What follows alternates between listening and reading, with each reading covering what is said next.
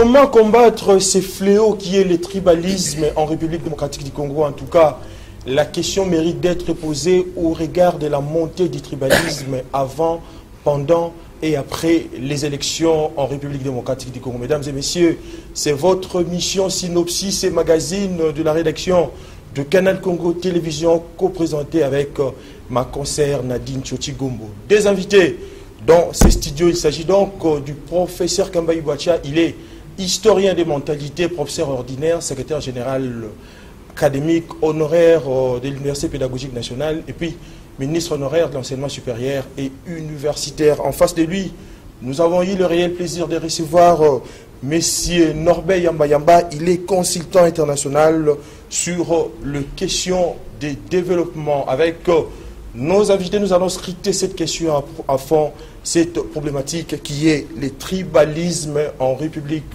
démocratique du Congo. Prof, je commence d'abord par vous. Comment voyez-vous cette problématique qui est le tribalisme en RDC? Le terme tribalisme renferme une problématique négative. C'est un terme qu'il ne faut pas prononcer à l'endroit des Congolais. Parce que le isme que vous ajoutez à côté donne à l'idée tribu, qui elle-même n'existe pas dans nos langues. Tribalisme, c'est une idéologie qui veut justifier l'être tribu, donc être étranger, se considérer différent de l'autre. Donc, ethnisme, tribalisme, clanisme, tous ces mots-là sont des mots qui ne doivent pas être dans la bouche des Congolais parce qu'ils signifient négativité. Le Congolais n'est pas dans le négatif, simplement. Mais il y a une certaine opinion qui estime que au fur et à mesure que les tribus et les clans prenaient numériquement de l'importance, le phénomène de la division s'amplifiait. Et on a pu dire que l'influence du milieu géographique, les climats et l'immensité des espaces habitables sont aujourd'hui plutôt à l'origine de l'émiettement de la société congolaise. Partagez-vous cette avis? C'est très grave. Heureusement que vous dites que c'est une certaine opinion. Oui. Cette opinion vient d'ailleurs. Et dit, si nous allons en profondeur, le terme, le mot, le concept, tribu, faites balader votre micro à travers la cité, vous n'allez pas trouver l'équivalent du mot tribu dans les langues congolaises, dans les langues afro-africaines. Tribu vient des Romains, vient de l'Antiquité. C'est-à-dire cette personne qui est différente de moi en termes de supériorité et infériorité.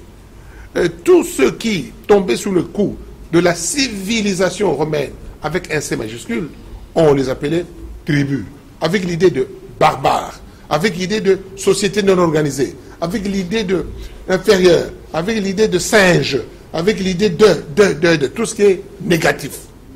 Alors, les Romains, ayant conquis Carthage, descendant vers l'Afrique, ont cédé ce mot au phénomène de traite des esclaves.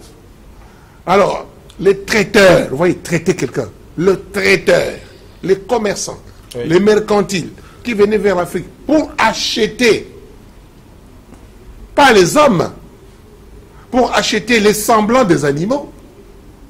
Et comme ils achetaient, et comme ils savaient très bien que quelque part c'était des hommes, ils n'ont pas voulu qu'ils soient des hommes. Et ils parlaient des langues incommensurablement inaudibles. Alors, et puis ils marchaient à la main, ils rigolaient, ils avaient leur civilisation. On dit, ils ne sont pas comme nous, ils ne parlent pas comme nous. Donc, voyez le donc. Oui. Donc, ils sont barbares, ils n'ont pas de Jésus, ils ne peuvent pas faire le signe de la croix.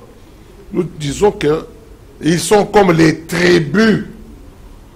Allez en Amérique, dit. Allez au Canada. Quand vous prononcez le terme tribu, ça signifie les sauvages du Nord. Allez en Amérique, aux États-Unis, quand vous prononcez le terme tribu, c'est-à-dire les Basenzi. Et nous, avec la colonisation, avec toutes ces pédances du colonialisme, le blanc, le belge et les autres, on dit ils sont des barbares. Ils sont comme les animaux. Nous pouvons mesurer leur nez, pâteux. Nous pouvons regarder leurs dents éclairées. Sauf qu'ils ont oublié de regarder le sang qui était le même que le leur. Vous comprenez? Oui. Alors ils ont dit, ils ne sont pas comme nous. Mais à l'intérieur, il y a eu une idéologie mercantile. Nous devons les rabaisser pour les acheter mieux. Alors, on vous a appelé simplement tribal. Tribal. Okay, alors, si tu veux justifier cette, excusez-moi, si tu veux justifier cette idéologie tribale, tu ajoutes le isme à côté, ça devient tribalisme, qui est une péjoration. Ethnisme, clanisme. On vous donne alors comme langue dialecte, on vous donne comme langue patois, on vous donne comme langue je ne sais pas quoi, ce n'est pas une langue normale, non étudiable. Voilà ce que je vous dis pour le moment. Professeur, le mot tribalisme est monté en puissance en RDC depuis les récentes élections qui ont ramené le président actuel au pouvoir. Nous vivons l'intolérance entre le peuple du Bandundu et les Luba. Est-ce que le tribalisme est égal au non-respect d'autrui? Non, ceux qui veulent un homme qui devient irrespectueux devant un autre homme, cet homme-là ne se respecte pas lui-même. Vous comprenez? Un homme qui se respecte ne peut pas ne pas respecter un autre. C'est un complexe de supériorité qui est un mal. Un homme normal respecte un autre. Quand le tribalisme est monté en puissance, il y a une seule explication. C'est l'étranger. Ou alors moi, professeur Kambaye, frappé par un esprit d'étranger, je considère ma femme comme pas moi-même. Je considère celui qui n'est pas comme moi, comme pas moi-même. Je considère un Mouyaka, je dis, oh, oui, oh, alors je vois Moulouba, je dis, oh, le Moulouba est comme ça. Qui a dit ça? Qui a dit ça? Alors le mot Pangyamounou et moi nettoie Mamou, ça veut dire exactement la même chose. Pourquoi Pangyamounou, ça devient différent de moi nettoie Mamou? Comment on dit ça en Swahili? Vous voyez, hein? Vous comprenez ça? Donc, amener cette notion-là, excusez-moi, je termine par là, amener cette notion-là dans le comportement, dans la mentalisation, dans la représentation des Congolais, ce fossé, c'est même pas démocratique. Très bien. Monsieur Norbert Yamba, je suis à vous. Aujourd'hui, le tribalisme en République démocratique a tellement plutôt marqué la politique congolaise et cela a favorisé l'éclosion du sentiment tribal au détriment du sentiment national. Comment interprétez-vous cela? Merci. Je voudrais d'abord saluer la présence du professeur Kambaye Boacha, qui a l'autorité scientifique sur cette question, parce qu'il a fait beaucoup de productions. Un peu. Beaucoup de productions désintéressées, merci, mais qui ont permis et qui nous permettent aujourd'hui véritablement... Je te salue mêmement. Ouais, qui nous permettent de clarifier les choses aujourd'hui. Oui. Et donc, j'allais dire sans objet, parce qu'il en a l'autorité, il en a la compétence, j'aurais pu l'écouter, mais je lui complète justement juste une toute petite chose. Écoutez, il y a une différence nette entre tribu et tribalisme. Il faut construire la nuance. Je ne voudrais pas revenir sur l'approche historique de la notion telle qu'est développée par le professeur Kambaye, et j'y adhère fondamentalement. Cependant, je voudrais dire que bien que nous sommes appropriés de la tribu, et vous savez que la fondation de la tribu relève véritablement d'une approche de domination, une approche de traitement de tel ou tel par rapport à sa situation, etc. Et c'est venu chez nous au point où ça s'est installé, ça s'est stabilisé. Alors maintenant, il faut savoir comment nous permettre de pouvoir clarifier la chose. Alors moi je dis tribu. Tribu, et donc ce sont des personnes qui s'identifient au travers leur origine, au travers leur langue, au travers leur espace géographique. J'ai beaucoup aimé quand le professeur posait la question, il dit, mais les Songhe, les Baluba, qui sont-ils? Et il est revenu comme il aime bien donner sa science en allant au grandissant, il dit, mais Yamba Yamba, c'est un peu presque partout. Vous voulez dire quoi là? Et donc, la tribu existe. Etienne Tshisekedi disait, oui, la tribu, parce que ça nous permet d'avoir une identité. Non au tribalisme, le isme, comme le prof le disait, c'est donc une approche péjorative. Exact. C'est une exagération. C'est nuisible. Parce qu'en réalité, vous voulez prendre quelque chose où on peut identifier un peuple à travers isme qui détermine que ce peuple est le centre d'intérêt et en fausserie les autres. Si vous prenez que telle entité est le centre d'intérêt et donc vous négligez les autres. Or, tel n'est pas le cas. Ça devient une doctrine. Ça devient une doctrine péjorative, et donc aujourd'hui, négative, les Balouba s'identifient etc. aussi dans le président actuel. J'ai dit qu'il y a la tribu. On ne peut pas fausser l'histoire. Je parle sous contrôle du professeur Kambaï. Il y a une origine. Un Louba, c'est un Louba. Parce qu'il a une origine. Parce qu'il y a un espace. Ça existe. Parce qu'il y a une langue.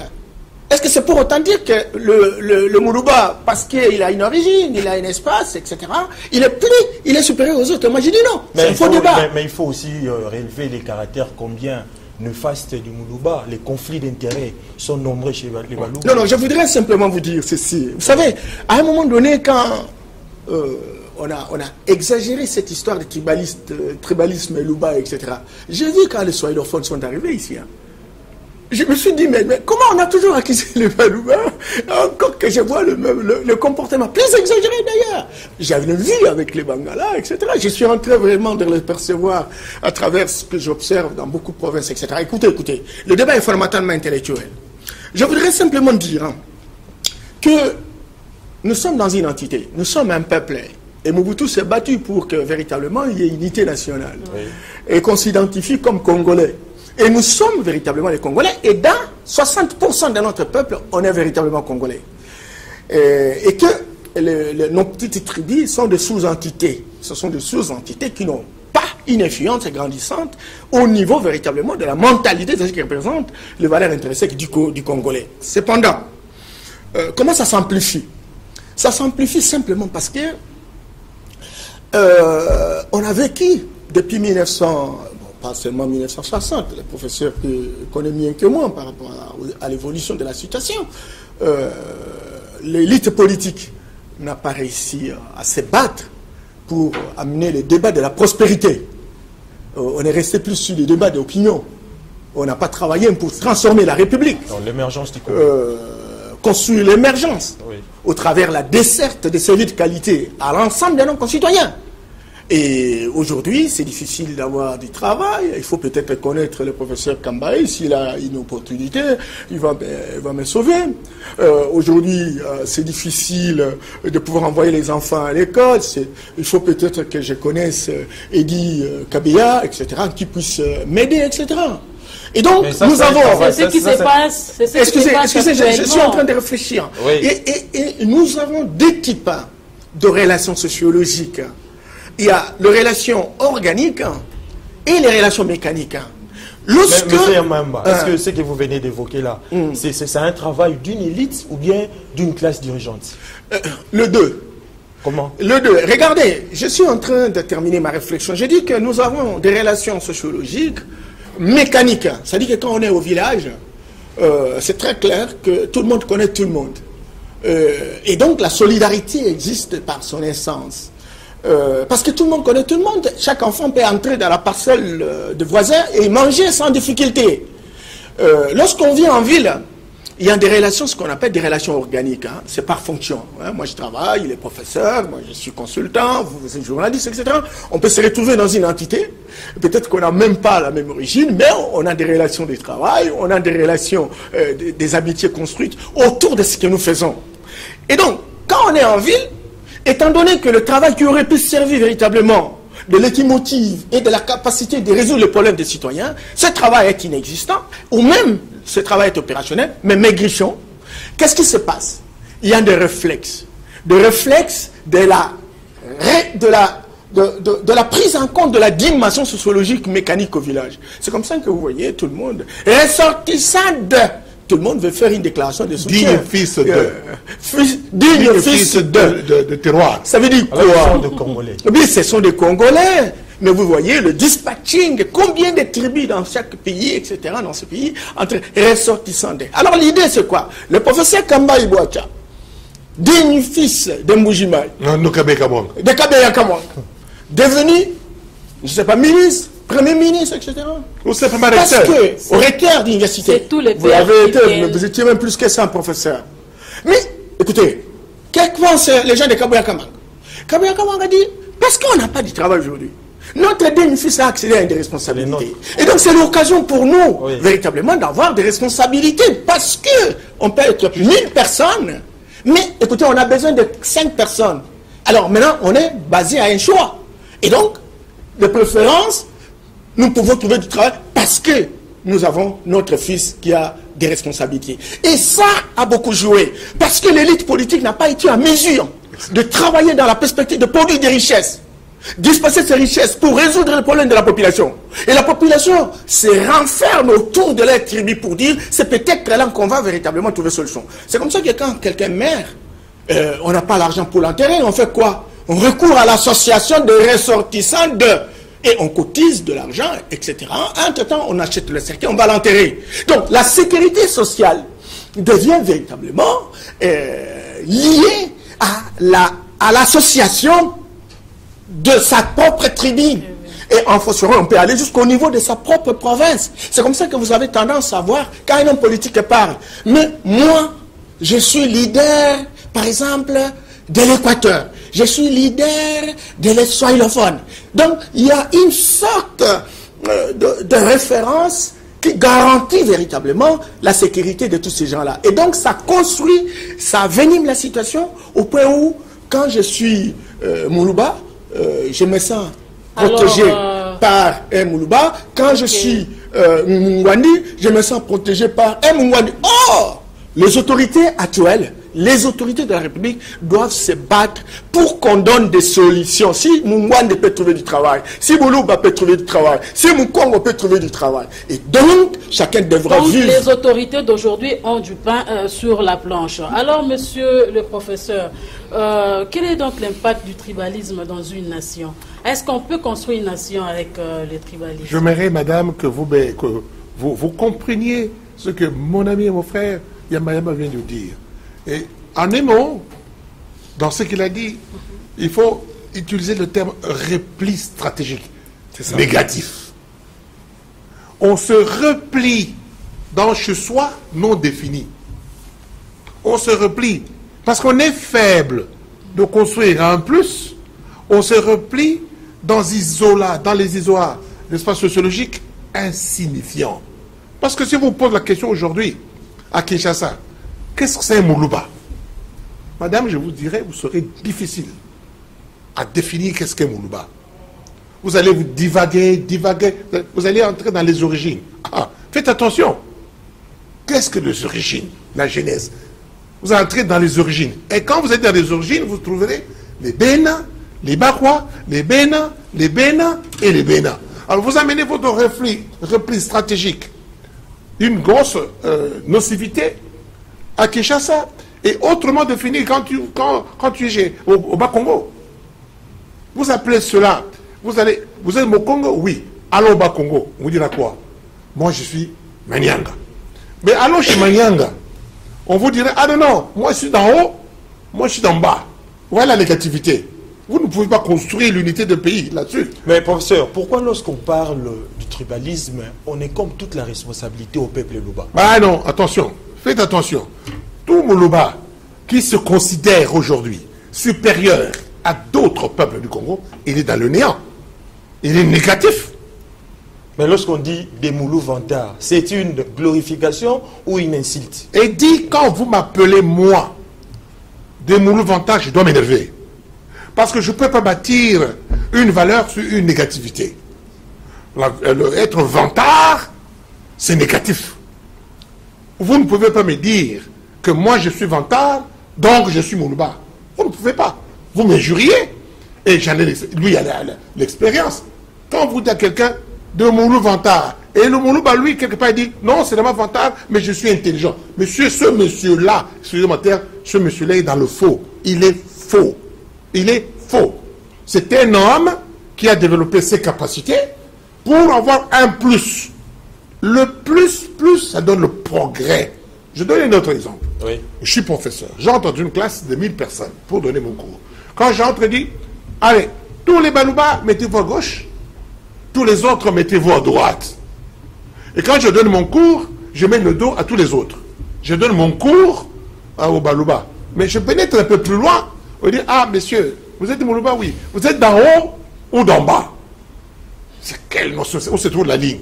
Et que je m'en vais vers ceux d'en haut, je trouve, vous êtes les Benaki. Vous êtes des Bakwaki. Voulez-vous construire l'unité du pays? Comment? Et quand vous avez parlé du président Tshisekedi, le président Tshisekedi ne s'identifie nullement comme Moulouba. Nous voulons lui donner ça, compte tenu de notre repli stratégique nocif. Mais non, il faut bien le connaître, il faut apprendre à le connaître. Le président Tshisekedi ne s'identifie pas. Il a des origines Balouba. Et encore une fois, origine signifie quoi? Quelles sont nos origines? Si vous avez nos origines bantou, je ne vais pas rentrer dans cette sémantique-là, mais nous venons de Nok Culture. C'est au Nigeria, au Lagos. Les bantous viennent de là. Et encore, qu'est-ce que les bantous? Ça va nous amener très loin. Mais professeur, donc, ne pensez pas que le président de la sans République... le tribalisme, le président Mobutu prônait l'unité de la nation. Mais cette histoire a ressurgi il y a peu. Comment lutter mais je vous, tout ce qu'on dit ici, avec M. Yamba Yamba et moi-même, et vous-même d'ailleurs, c'est pour dire comment il faut nettoyer cela de la tête des Congolais.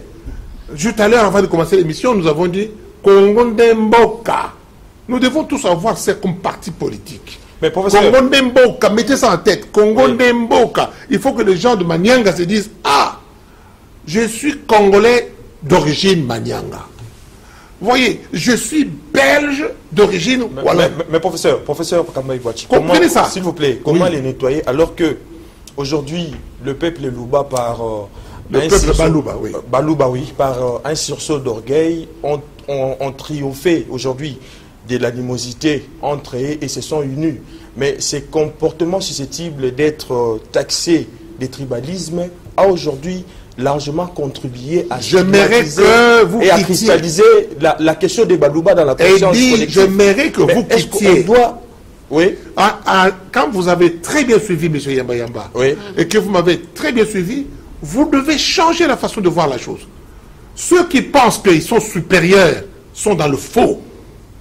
Ceux qui pensent qu'ils sont inférieurs, ils sont dans le faux. Alors pour le travail, à la place qu'il faut un homme qu'il faut pour avoir un plus. Si à la place qu'il faut, vous mettez quelqu'un qu'il ne faut pas, vous avez mis un moins. Vous êtes sous-développé. Voilà comment le pays meurt. Et aujourd'hui, que nous avons, je ne fais pas l'apologie, qui travaille bien, que vous avez présent... Non, ce n'est pas le tribalisme qui tue, mais c'est le moi qui tue. Qui? Quoi? Ce n'est pas le tribalisme qui tue la nation, mais c'est le moi. Le tribalisme tue. Mais quand tu prends le tribalisme comme, bon, mon frère Yamba Yamba l'a dit, comme vous dites, tribu, oui. Il veut dire qu'il n'y a pas un autre mot, mais tribu, dans votre langue, c'est le Tshisamba. Le Tshisamba ne signifie pas tribu. Tshisamba, c'est valeureux. Tshisamba, c'est population. Je suis du peuple Mongo. Et quand le peuple Mongo dit, il doit être fier de ça. Je suis peuple Mouyaka. Et quand le Mouyaka dit ça, il doit être fier de ça.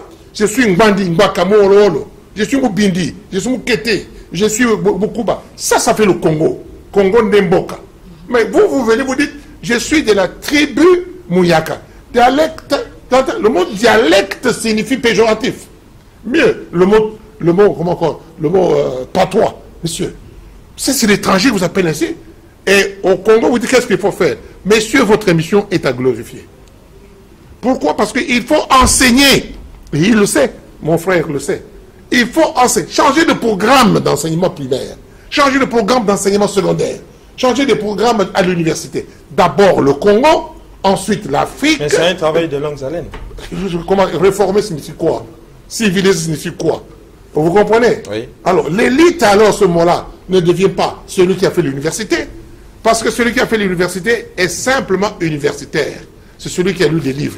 Et encore, l'universitaire a lu combien de livres dans sa science? Vous comprenez? Ceci est très important. L'élite signifie agir dans sa société, moyennant les valeurs éthiques et morales. Nous avons l'élite militaire, l'élite maman maraîcher. Donc un diplômé d'université n'est pas élite. Pas du tout. Ok. Pas Monsieur nécessaire. Norbert Pas du Yamba, dans le processus de l'embauche, le tribalisme aujourd'hui peut représenter un danger? Tout à fait. Et là, je voudrais ajouter par rapport à ce que disait tout à l'heure le professeur Kambaï, lorsque vous avez posé la question sur les conséquences, n'est-ce pas, du tribalisme. N'allons pas loin. Allons au début des années 90. Au Katanga, la GECAMI, c'était une grande entreprise qui a été opérationnelle, dont on a retrouvé à la fois les Katangais, les Kassaïens et d'autres tribus. Mais lorsqu'on a été animé par ce sentiment de tribalo-régionalisme, on a chassé, n'est-ce pas, des Congolais sur leur propre terroir, etc. Et la conséquence, moi en tout cas, j'ai travaillé pour le compte de la coopération belge à l'époque, j'ai vu l'entreprise mourir à petit feu. On est même revenu jusqu'à 30 000 tonnes de cuivre. Vous voyez, simplement parce que les spécialistes étaient déjà partis, etc. Ça, c'est une conséquence grave, j'allais dire gravissime. Vous voyez, donc, le tribalisme, c'est quelque chose qu'il faut déconseiller. Déconseiller simplement parce que c'est une rêverie romantique. Je voudrais prendre les cas, par exemple, des tétés là. Vous arrivez là-bas, au Sankourou, on va vous dire, écoutez, les tétés là, ils sont tétés là. Bon, si dans l'hypothèse qu'on leur donne le pouvoir, qu'est-ce qui va se passer? Et puis finalement, il arrive à dire, tel qu'on a donné cet été la forêt, et la savane n'est pas là. Et quand vous arrivez à la forêt, on dit non, la forêt du Nord, qui a le pouvoir, c'est pas la forêt du Sud. Et la vallée. Et puis finalement, la savane, non, ces gens-là sont venus d'un. Donc, vous voyez, c'est dans la destruction. Comme aujourd'hui, moi par exemple, je donne un exemple. Pour trouver du travail, je m'appelle Gombo, je dois devenir Chigombo par exemple, pour avoir un emploi. Tout à fait, mais c'est comme ça que le pays est en train de mourir en petit film, parce qu'on n'a pas d'élite. Le professeur a si bien défini, c'est pas cette notion importante. J'ai besoin d'une journaliste professionnelle, etc. Au lieu de recruter Madame Gombo, etc., je préfère recourir à ma nièce, qui en réalité n'a été que pendant une année à l'ISTI, à l'IFASIC. Et bien voilà, donc il faut qu'il trouve du travail. Et voilà, je la recrute pour ne rien donner. Et entre-temps, donc le pays est en train véritablement de mourir. Donc le tribalisme, c'est un danger public. Et je vous dis que toute élite, non, il faut même pas, il faut retirer la notion d'élite, tout opérateur politique, tout individu qui se donne le luxe de privilégier le tribalisme, c'est pas différent du racisme. C'est pas différent du pogrom. On a vécu en 1994 au Rwanda entre les Tutsis et les Hutus. Voilà la conséquence. Où est-ce qu'ils sont aujourd'hui? Voilà, où est-ce qu'ils sont aujourd'hui? Et ça va perdurer. Où est-ce qu'ils sont aujourd'hui?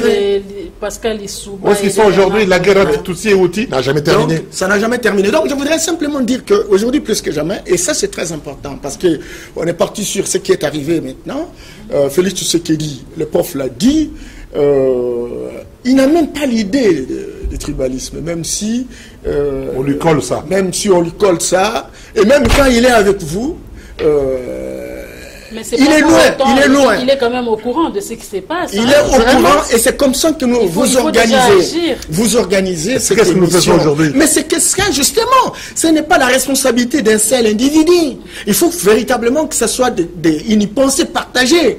Nous devons tous payer le droit à la contestation pour dire que le tribalisme ne va pas faire avancer notre pays et qu'aujourd'hui, plus que jamais, Congolais, on est Congolais. Alors maintenant, que la méritocratie s'installe, que le travail se réalise au niveau des instances de la République pour produire des richesses, répercuter ces richesses en termes de distribution équitable dans le sens de permettre à chaque Congolais de trouver son compte, encore que chaque Congolais doit comprendre que ça ne doit pas venir du président seulement, mais et que lorsqu'on est Ngwandi, que l'on comprenne que c'est pas seulement les Mwandi qui doivent être recrutés dans une institution, mais aussi tout Congolais qui se présente et qui a le profil, qui a le background. Ça, c'est une question questionnante qui relève véritablement de la responsabilité de chaque Congolais. Si on ne le fait pas, on partage véritablement, n'est-ce pas, la responsabilité dans la décadence de notre pays. Donc, ce qui est arrivé, c'est une douleur d'enfantement, encore qu'on organise davantage les émissions pour permettre aux uns et aux autres de faire une déprogrammation mentale dans le sens de comprendre que nous avons un seul pays,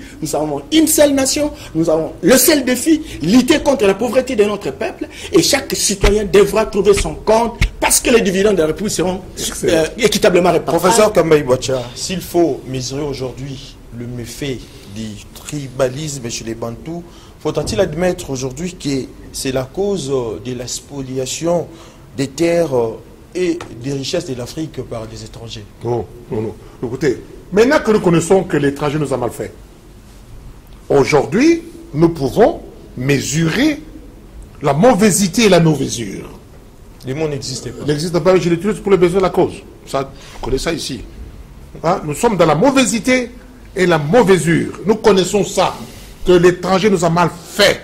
L'étranger nous a donné des idées, et encore, nous avons discuté plusieurs fois avec mon frère. Moi, j'ai de la peine, lui également, parce que nous avons discuté là-dessus, d'expliquer des choses aussi sérieuses dans une langue que nous maîtrisons quelque part très mal. Vous comprenez? Ah oui. Quand je suis... Ouais, moi, devant vous maintenant, je m'égaye parce que j'ai l'émotion. Je suis vous maintenant. L'émotion, pourquoi? Si je ne vous dis pas que je suis Moulouba, vous allez savoir que je suis Moulouba comment? Celui-là qui vous dit, vous allez savoir qu'il est Moussongue. Par votre façon de parler, votre façon vous comprenez? Donc, des choses hasardeuses. Il me juge selon ma taille, selon mon teint, donc des choses hasardeuses. Voici quelqu'un qui a des préjugés défavorables. Non, je suis Montou. Et le Montou, c'est celui-là. Il n'a pas de tribu, il n'a pas de race. Il est Montou. Il est dans Ontonkaka. Il est dans ontologie. Et quand ça vient du grec, vous dites c'est beau. Le grec a dit c'est ontologique. Et quand le Congolais, le Montou dit c'est ontologie, vous dites oh non, c'est du cafard, c'est du Moussenzi. À propos de Chingombo. Madame, pourquoi changerez-vous votre nom à Chingombo? Parce que vous avez entendu que l'autre s'appelle Tshisekedi. Je deviens Chingombo pour chercher... C'est pour rigoler. Parce qu'il y a eu ici le système de quotas. Vous vous rappelez? Le système de quotas, basé sur la tribu. Ça nous a mené aux décadences du pays. Donc, enseigner la nation congolaise. Tous. Enseigner là où je suis né. Enseigner la défense de mon pays. Quand je défends mon pays, je deviens patriote. Et quand je suis patriote, je lutte pour mon père, pater. Et il faut enseigner parce qu'il n'y a pas de pater. Voilà, professeur, le nationalisme social, j'ai sur la table ici... Je de l'émotion quand j'ai des choses comme ça. Balouba Dimonaïs, vous avez... Dimonaïs. Ah. Voilà. Ça, c'est mon livre. C'est votre ouvrage. Oui. Vous voulez le garder, c'est pour vous. En deux mots, regardez-vous donc. Balouba Dimonaïs, expliquez-nous un peu, parce que là, vous avez prédit l'avenir, hein, vous avez su ce qui arriverait. Ah oui, on a toujours dit les Baloubas. Boma oyoboye, tika oyoboye. Ok, mais sika omoni, nyokana moulouba. Pourquoi dire ça? Alors moi j'ai dit, monsieur les Balouba, regardez-vous donc. Pourquoi on vous dit ça? Ça veut dire qu'il y a quelque chose qui ne marche pas. Vous comprenez?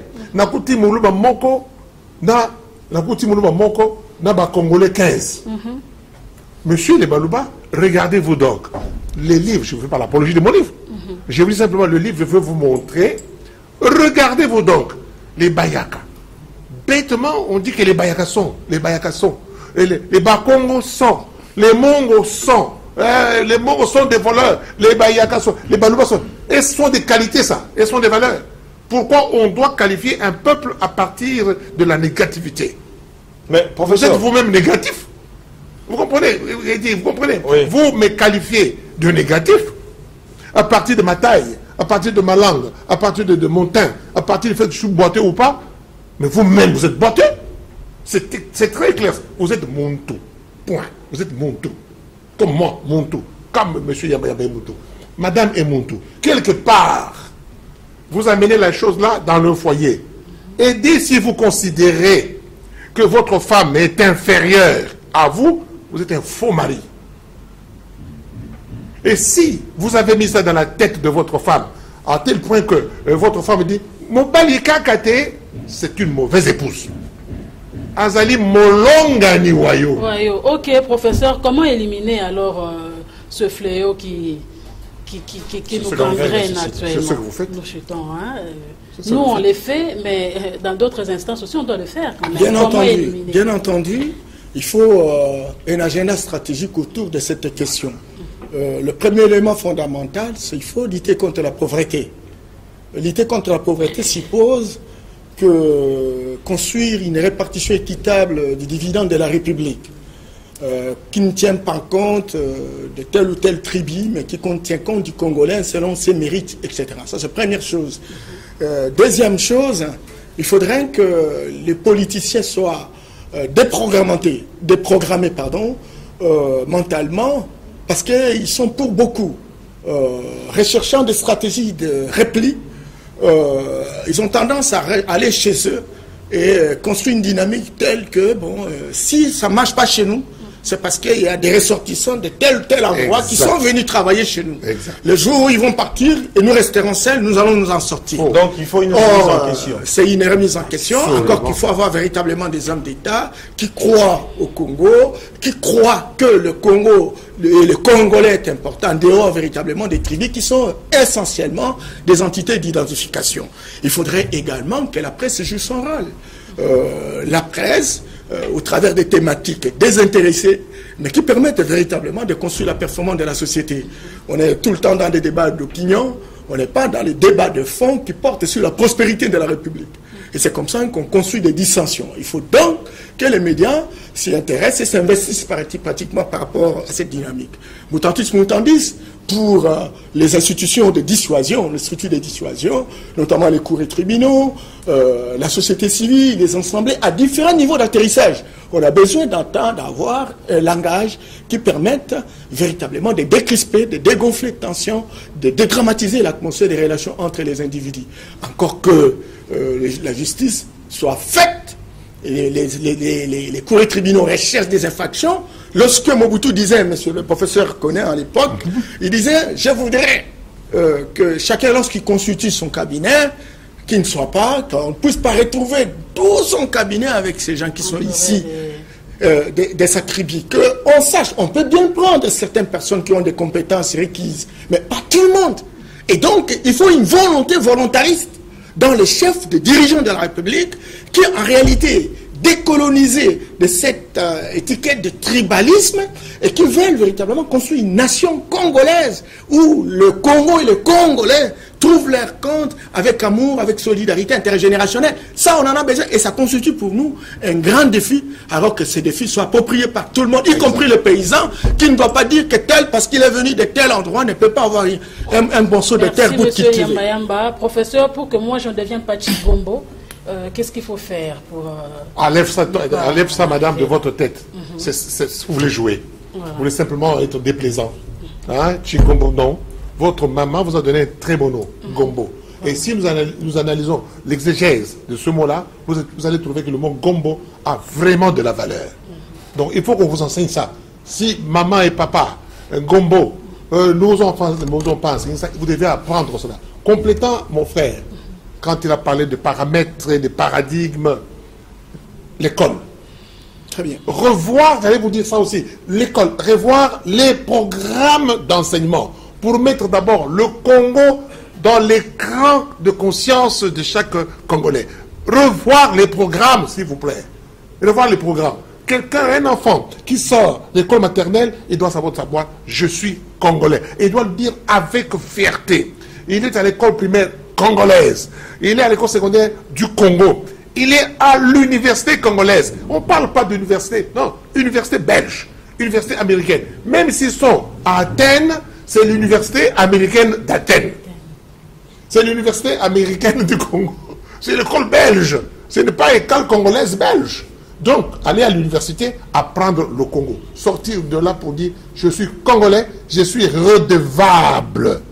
Et je crois que cela, un jour, nous allons discuter avec vous ici, le décalogue de l'homme d'État congolais. Vous connaissez cela. Nous allons en parler. Donc, inscrire le Congo à l'écran de conscience de chaque Congolais. Et vous avez raison de dire, le président de la République a la tâche. Et ceux qui l'entourent, et le gouvernement, et l'Église, et les églises, ils ont la tâche d'enseigner le Congo et l'Afrique. Quoi, Jik? Monsieur Norbert Yamba, pouvez-vous interpréter bien ce que le prof vient de dire, l'Église? Est-ce que l'Église a un rôle à jouer par rapport à ça? Oui, oui, l'Église a un rôle grandissant, parce que l'Église a été, pour beaucoup, dans le piège qui nous a véritablement infantilisés, en mettant en place la vision d'un ordre international qui s'est construit durant des années, etc. Il faut que l'Église sache quels sont les points essentiels qui permettent à la société de décoller, et en tant que telle, le renferme beaucoup de Congolais, mais que ces éléments ressortent véritablement dans la prédication pour permettre à ce que la construction d'une nation qui est capable de relever le vrai défi qui est celui de lutter contre la pauvreté. Et le rôle des dirigeants. L'école est importante parce que notre école n'a pas beaucoup joué sur l'intégration. C'est une école de désintégration, de désarticulation. C'est une école problématique par excellence. Il faut qu'elle revienne véritablement pour construire un homme qui soit utile dans la société. Alors, quelle société congolaise? Pas une société Luba, pas une société Tétéla, pas une société Soïlophone ou Ngala, mais une société congolaise dont on a besoin des hommes et des femmes qui sont capables de travailler n'importe où, n'importe quand. Nous avons également besoin des dirigeants de la République qui sont émancipés, des dirigeants qui voyagent dans l'État. Aujourd'hui, nous avons 80 millions d'habitants. En 2035, on aura 165 millions. En 2050, on aura 220 millions. Vous allez gérer ça comment? Si ce sont par exemple des Louba, vous allez le gérer comment? Nous avons besoin des hommes, des dirigeants de la République qui ont la capacité de voyager dans les temps et qui reviennent et qui déterminent des schémas opératoires qui luttent contre la pauvreté. Je salue mon président Félix qui a mis en place une offre politique qui porte sur vaincre la pauvreté. Il faut qu'il y ait des généraux, il faut qu'il y ait des soldats d'élite qui se battent à longueur de journée. Fut-il de leur provenance, leur tribu, mais ensemble, nous pouvons vaincre la pauvreté. Et c'est là qui va permettre la décrispation totale de la situation et on ne va plus vivre tel ou tel politicien vautour qui vient crier pour que les gens se battent, s'entretuent et lui trouve son compte. Très bien. On va le nommer. Prof Kamba Iwacha, votre mot de la fin. Oh oui, je voudrais simplement dire que si je recense les gens qui se trouvent à ceci, oublions que je suis Mungbandi, Mbakamololo, Moussongue, Moulouba, etc. Dites ça au public que vous êtes d'abord Congolais. Et les Congolais doivent devenir les bateaux. Bon moto. Zala bon moto. Vous avez bon moulou-baté. Zala bon moto. Soyez ontologique. Quand vous devenez ontologique, vous entrez dans la vérité éclairante, dans une volonté voulante. Et voulue. Et voulue. Kouajik. Merci beaucoup. C'est par ces credos du professeur Kamba Iwacha et Norbert Yamba que nous mettons un terme à cette émission Synopsis. On se retrouve le vendredi prochain avec notre invité. Merci, professeur, d'être... merci. Merci, monsieur le consultant. Merci. Je peux passer ici? Oui. Ouais, c'est fini.